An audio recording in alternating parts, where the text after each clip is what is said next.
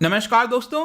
3,32,000 नए मामले पिछले 24 घंटे के अंदर हमें देखने को मिले हैं कोविड से रिलेटेड। अब इसकी वजह से क्या हो रहा है कि जिस तरह से केसेस बढ़ते जा रहे हैं वो हमारा डायरेक्ट इंपैक्ट कर रहा है हेल्थ इंफ्रास्ट्रक्चर के ऊपर, चाहे हम हॉस्पिटल बेड्स की बात करें या फिर ऑक्सीजन। लगातार आप यहां पर ऑक्सीजन से रिलेटेड न्यूज सुनते होंगे, लेकिन यहां पर सुबह एक खबर आई, बहुत ही दुखद लगा। यहां पर श्री गंगाराम हॉस्पिटल ने बोला है कि उनके पास सिर्फ 2 घंटे का ऑक्सीजन बचा है। और मैं बता दूं आपको कि अगर जो क्रिटिकल पेशेंट्स होते हैं कोविड से रिलेटेड, उनको लगातार ऑक्सीजन की सप्लाई चाहिए होती है, ज्यादा प्रेशर में ऑक्सीजन की सप्लाई चाहिए होती है। लेकिन यहां पर आज सुबह उनके द्वारा प्रेस रिलीज किया गया और देख सकते हो आप, Shri Gangaram hospital sends SOS. SOS क्या होता है? बेसिकली जो शिप्स वगैरह होती हैं वो पानी में जाती हैं तो कुछ इमरजेंसी सिचुएशन आता है तो उसको कहते हैं सेव आवर शिप। तो इसी को बेसिकली एक डिस्ट्रेस कॉल होता है, मतलब कि एकदम इमरजेंसी सिचुएशन हो गया है। तो यहां पर उन्होंने दिल्ली सरकार से बोला है कि हमारे पास सिर्फ 2 घंटे का ऑक्सीजन बचा है। अब यहां पर होगा क्या कि जो क्रिटिकल पेशेंट्स हैं, वहां पर बताया जा रहा है कि 60 के आसपास पेशेंट्स हैं इस समय जो कि बहुत ज्यादा गंभीर हालत में हैं और ऑक्सीजन की तुरंत सप्लाई नहीं की गई तो यहां पर कुछ बहुत ज्यादा बड़ा हो सकता है। लेकिन इन सारी चीजों को देखते हुए कल सुप्रीम कोर्ट ने यहां पर कोविड-19 सिचुएशंस को हैंडल करने के लिए खुद से यहां पर कॉग्निजेंस लिया और पूरे मैटर की सुनवाई की और यहां पर कहा कि एक नेशनल ड्राफ्ट प्लान बनाना चाहिए। और इन्होंने, सुप्रीम कोर्ट ने बोला है कि एक तरह का नेशनल इमरजेंसी जैसा सिचुएशन देश के अंदर आ रखा है। तो चलिए इन सारी चीजों को ओवरऑल कॉन्टेक्स्ट में देखते हैं कि एग्जैक्टली सुप्रीम कोर्ट ने कल क्या क्या चीजों पर बयान दिया है। मैं हूं अंकित अग्रवाल और अपडेट के लिए आप मुझे फॉलो कर सकते हैं इंस्टाग्राम, फेसबुक और ट्विटर पर। मेरे लेक्चर की हर पीडीएफ आपको फेसबुक पर तो मिलेगी, प्लस साथ में आप मेरा टेलीग्राम चैनल ज्वाइन कर सकते हैं by searching Ankit Agarwal official. और जैसा कि आपको पता है यूपीएससी के एग्जाम्स आने वाले हैं, अगर आप अपनी प्रिपरेशन कर रहे हो 2021, 22, 23, जब भी, आप हमारे कोर्स को ज्वाइन कर सकते हैं जहां पर आपको कॉम्प्रिहेंसिव वे में स्टैटिक, करंट, हर एक चीज एक जगह उपलब्ध करा दिया जाएगा। तो चलिए सबसे पहले यहां पर देख लेते हैं कि एग्जैक्टली श्री गंगाराम हॉस्पिटल में हुआ क्या है।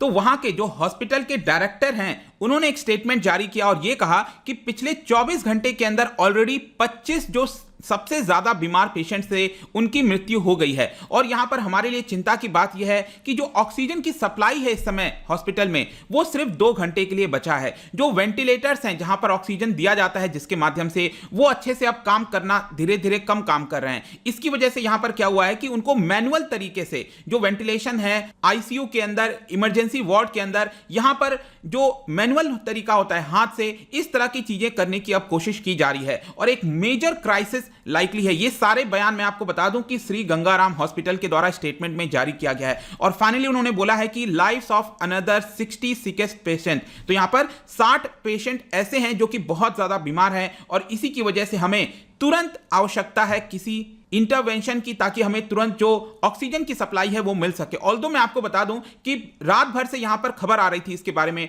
पहले बोला गया 6 घंटे का ऑक्सीजन बाकी है, फिर 5 घंटे का, और आज सुबह जब मैं वीडियो रिकॉर्ड कर रहा था तो 2 घंटे की ऑक्सीजन बताई गई है।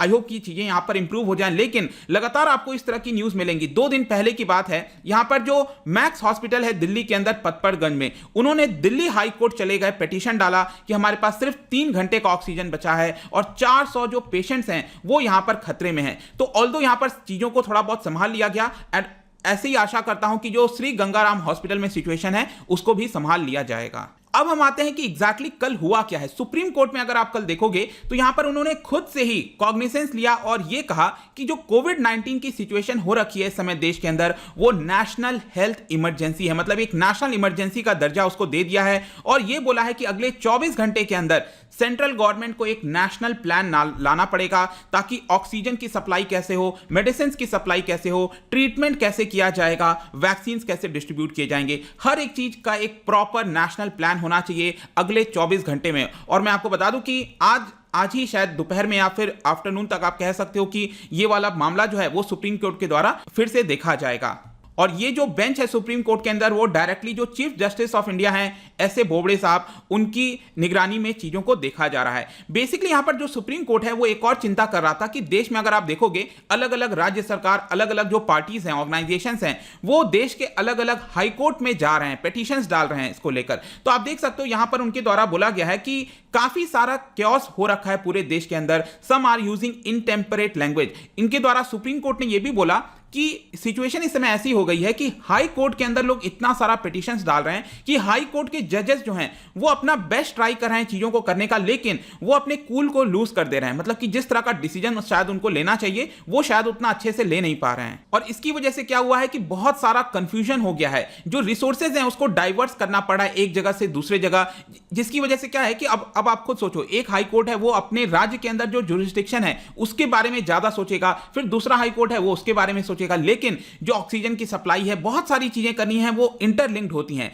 इसी के लिए यहां पर हाई कोर्ट को लेकर सुप्रीम कोर्ट ने यही बोला है कि वो लोग अपना बेस्ट ट्राई कर रहे हैं करने का चीजों को, लेकिन यहां पर कुछ ऐसे डिसीजंस लिए जा रहे हैं जो कि प्रॉब्लम क्रिएट कर सकता है रिसोर्सेज के मामले में। जैसे कि मैं आपको एक एग्जांपल बताता हूं, दिल्ली हाई कोर्ट ने अभी वेडनेसडे को यहां पर सेंट्रल गवर्नमेंट से ये बोला, बेग, बोरो और स्टील ऑक्सीजन। आपने कभी सुना है कि कोई हाई कोर्ट इस तरह से स्टील और इस तरह के शब्द का प्रयोग करे? तो इसी का एक तरह से एग्जांपल ले रहा था सुप्रीम कोर्ट। और यहां पर भी आप देख सकते हो कि इलाहाबाद हाई कोर्ट ने अभी कुछ दिन पहले यूपी सरकार को यह बोला कि 5 शहरों के अंदर कंप्लीट लॉकडाउन लगा दो। ऑब्वियस सी बात है कि ये वाला जुरिस्डिक्शन आपका हाई कोर्ट के अंदर नहीं आता है, जुडिशरी उसको नहीं लेती है, ये एग्जीक्यूटिव एक्शन होता है, लेकिन उसके बावजूद भी ये सारी चीजें की जा रही थी। अल्टीमेटली यहां पर जो सुप्रीम कोर्ट है उन्होंने 20 अप्रैल को ये वाला जो डिसीजन है इलाहाबाद हाई कोर्ट का, उसके ऊपर स्टे लगा दिया था। तो बेसिकली यहां पर सुप्रीम कोर्ट अब क्या कर रहा है, आप समझने की कोशिश करिए। सुप्रीम कोर्ट क्लियर तौर पर सेंट्रल गवर्नमेंट को कुछ चीजों का निर्देश दे रहा है, कह रहा है कि आप ये सारी चीजें पहले करो। यहां पर सुप्रीम कोर्ट ये कह रहा है कि 3 इश्यूज के ऊपर आपको सबसे पहले बताना है, हमें चीजों को देखना है। सबसे पहला इशू आपको ये देखना पड़ेगा कि हमारे देश के अंदर एक नेशनल बॉडी होनी चाहिए, ताकि जितने भी इंपॉर्टेंट रिसोर्सेज हैं, चाहे मेडिसिन हो, ऑक्सीजन हो, किसी भी चीज का जो डिस्ट्रीब्यूशन होता है वो हर एक राज्य में सही तरीके से हो सके। इसके लिए एक सिंगल नेशनल बॉडी होनी चाहिए। देखना होगा कि आज सेंट्रल गवर्नमेंट क्या इसको बनाती है कि नहीं बनाती है। नेक्स्ट यहां पर सुप्रीम कोर्ट के द्वारा यह बोला गया है कि ये जितने भी इंपॉर्टेंट मेडिसिन हैं, मेडिकल इक्विपमेंट्स हो गए, चाहे ऑक्सीजन हो गया, क्या हम इसको ईएसएमए के अंदर डाल सकते हैं। ईएसएमए अगर आपको याद हो, एसेंशियल सर्विसेज मैनेजमेंट एक्ट, इसके तहत क्या होता है कि एसेंशियल कमोडिटी बन जाता है और इसके प्राइसेस वगैरह एक लिमिट से ज्यादा इंक्रीज नहीं किए जा सकते। तो यहां पर सुप्रीम कोर्ट ने सेंट्रल गवर्नमेंट से पूछा है कि क्या आप इन सभी चीजों को इसके अंदर एसेंशियल कमोडिटीज का दर्जा दोगे कि नहीं दोगे। इसके अलावा यहां पर सुप्रीम कोर्ट ने यह बोला है कि जो लॉजिस्टिक की सप्लाई है, इंटर स्टेट जो डिस्ट्रीब्यूशन होता है, वो सीमलेस तरीके से होना चाहिए। एक राज्य से दूसरे राज्य कोई भी दिक्कत नहीं आनी चाहिए यहां पर पहुंचने में। तो इन 3 इश्यूज को लेकर सुप्रीम कोर्ट ने सेंट्रल गवर्नमेंट से जवाब मांगा है। और सेंट्रल गवर्नमेंट की तरफ से आप देख सकते हो यहां पर जो सॉलिसिटर जनरल हैं तुषार मेहता, उनको ये चीज बोला गया है। उन्होंने यहां पर, तुषार मेहता ने ये कहा है कि सेंट्रल गवर्नमेंट जो है वो राउंड द क्लॉक काम कर रही है ऑक्सीजन की सप्लाई करने में। और यहां पर एक इंटरेस्टिंग चीज ये भी है, आपने देखा होगा कि जो वेदांता का एक प्लांट था, कॉपर प्लांट था तमिलनाडु के अंदर, टूटीकोरिन प्लांट उसको बोलते थे, राइट। तो उसको 2018 में बंद कर दिया गया था, काफी ज्यादा प्रोटेस्ट वगैरह देखने को मिला था।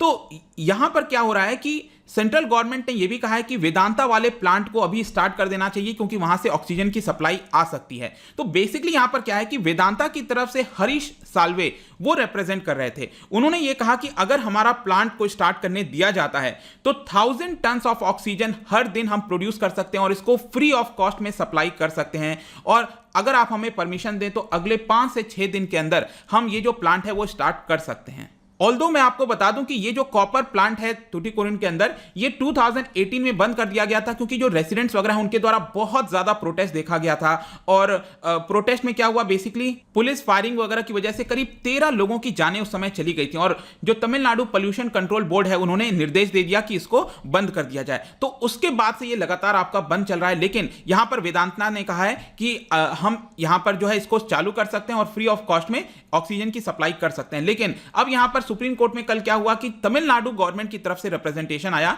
उन्होंने कहा कि इसको अभी चालू नहीं करने देना चाहिए, क्योंकि यहां पर एनवायरमेंट को डैमेज वगैरह होगा। और तमिलनाडु ने यह भी कहा कि सुप्रीम कोर्ट ने खुद ही वेदांता का जो एप्लीकेशन है उसको रिजेक्ट कर दिया था। लेकिन ऑब्वियसली बात है वो एक डिफरेंट सिचुएशन है, आज हम डिफरेंट सिचुएशन में कर रहे हैं। जो तुषार मेहता है सेंट्रल गवर्नमेंट की तरफ से, उन्होंने ये कहा कि अभी हमें अर्जेंट नीड है मेडिकल ऑक्सीजन की। अगर हमें चॉइस मिले कि एनवायरमेंट को बचाना है या फिर ह्यूमन लाइफ को बचाना है, तो ऑब्वियसली बात है ह्यूमन लाइफ को बचाएंगे, ऐसा कहना है। और इसी को देखते हुए जो सुप्रीम कोर्ट है उन्होंने भी फटकार लगाया तमिलनाडु गवर्नमेंट को कि आप ये क्या बात बोल रहे हो, उस समय अभी हमें ऑक्सीजन की आवश्यकता है और इसकी वजह से हम इंश्योर करेंगे कि इस प्लांट के अंदर सिर्फ ऑक्सीजन बनाया जाएगा और कुछ अभी नहीं बनाने देंगे हम यहां पर। तो ये सारी चीजें अब फ्राइडे को जो वेदांता वाला है वो भी कंसीडर किया जाएगा। मेरा तो ये कहना था कि कल ही इसकी परमिशन दे देनी चाहिए थी, लेकिन आपको पता ही है देश में किस तरह से चीजें चलती हैं। अब देखने वाली बात होगी कि आज यहां पर क्या क्या डिसीजन लिया जाता है। आज इंपॉर्टेंट डिसीजन हो सकता है और आपको पता है प्राइम मिनिस्टर के द्वारा भी एक हाई लेवल मीटिंग भी ऑक्सीजन और बाकी चीजों को लिया जा रहा है। तो ये अपडेट था बेसिकली, मैं आपको देना चाहता था कि सुप्रीम कोर्ट में क्या क्या चीजें चल रही हैं और कोई भी आज इंपॉर्टेंट अपडेट आएगा तो मैं आपको बता दूंगा। जाने से पहले यहां पर आपके लिए क्वेश्चन लेकर आया हूं, आपको बताना है कि सुप्रीम कोर्ट का अगर कोई भी बेंच देश के अंदर ओपन करना है तो ये पावर किसके पास है, ये कौन परमिशन दे सकता है। जैसे आपको पता होगा कि स्टेट के अंदर हाई कोर्ट के बेंच होते हैं, जैसे इलाहाबाद हाई कोर्ट है, उसका लखनऊ बेंच है, लेकिन सुप्रीम कोर्ट सिर्फ दिल्ली के अंदर है, उसका कहीं भी देश के अंदर कोई बेंच नहीं है। किसी को भी एप्लीकेशन डालना है तो दिल्ली आना पड़ेगा। लेकिन अगर दूसरा बेंच करना है तो यहां पर कौन इसकी परमिशन दे सकता है, इसका जो राइट आंसर है दोस्तों आपको पता ही है, मेरे इंस्टाग्राम पर तो आपको मिलेगा ही। अगर आप वहां पर नहीं हो कोई बात नहीं, टेलीग्राम से भी आप इसका राइट आंसर ले सकते हैं। मैं कई सारे एमसीक्यूज यहां पर डालता रहता हूं स्टोरीज के फॉर्म में, आप जाकर प्ले कर सकते हो। अगर आप मुझसे इकोनॉमी पढ़ना चाहते हैं, कोई भी कोर्स परचेज करना चाहते हैं, स्टडी IQ ऐप पर जा सकते हैं। आई होप कि वीडियो आपको पसंद आया होगा। मिलता हूं आपसे next time. Till then thank you very much, see you soon.